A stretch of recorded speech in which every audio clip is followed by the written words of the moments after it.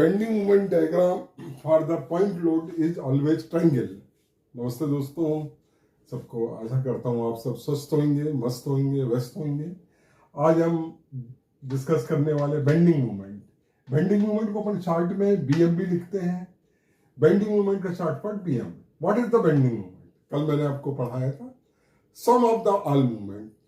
Number 1 sum of the all movement, number 2 left और right of the section. अब दोनों को जोड़ दीजिए तो sum of the all movement left और right of the section is called the bending movement. Bending movement फिर से वो क्या हुआ? सम of the all movement right और left of the section is called the bending movement. Bending movement दो तरह के होते हैं। पहला होता है सैगिंग। सैगिंग मूवमेंट यदि बीम यदि ये कोई बीम है ए बी, देखिए इस पे डब्ल्यू लोड लग रहा सेंटर पे, तो बीम पे जब लोड लगता है तो बीम की प्रवृत्ति है, ये टेंडेंसी है नीचे की तरफ झुकती है।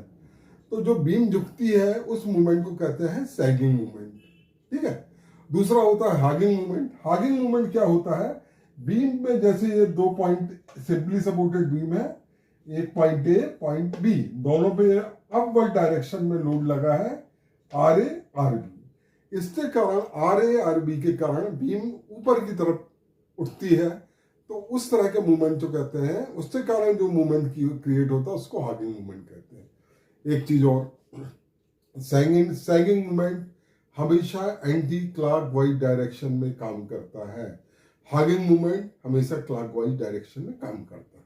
इस चीज को हमेशा याद रखिए किसी भी सवाल को करने के पहले। बेंडिंग मूवमेंट क्या है? Sum of the all movement right और लेफ्ट ऑफ द सेक्शन।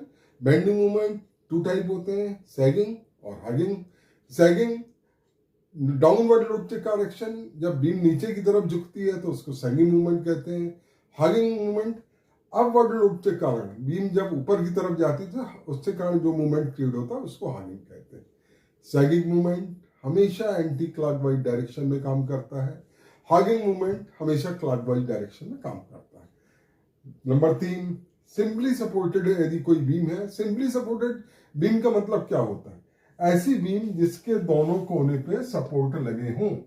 आप देखेंगे ये ए बी एक बीम है, ए बी एक बीम है, इसके दोनों कोने पे एक यहाँ अपवर्ड सपोर्ट लगा है और एक यहाँ अपवर्ड सपोर्ट लगा है। इसका नाम आर ए है, इसका नाम आर बी है। तो what is the simply supported beam? Simple परिभाषा है, ऐसी बीम जिसके दोनों कोनों पे सपोर्ट लगे हों उसको सिंपली सपोर्टेड बीम कहते हैं। सिंपली सपोर्टेड बीम में बेंडिंग मूवमेंट हमेशा दोनों कॉर्नर पे जीरो होता है। मोस्ट इंपॉर्टेंट, इसको याद रखिएगा। सिंपली सपोर्टेड बीम में बेंडिंग मूवमेंट हमेशा दोनों कॉर्नर पे ए और बी पे जीरो रहेगा। ये सिंपली सपोर्टेड क्यों कहलाती है? क्योंकि ए और बी पे सपोर्ट लगता है, इसलिए इसको सिंपली सपोर्टेड बीम कहते हैं। सिंपली सपोर्टेड बीम में फिर से सुन लीजिए, बेंडिंग मूवमेंट ए और बी दोनों कोने पे जीरो रहता है।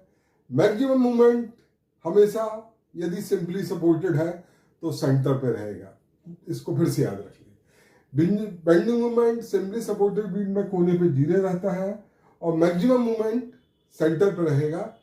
ये और bending movement diagram simply supported beam का हमेशा ट्रायंगल में रहेगा, ट्रायंगल शेप में।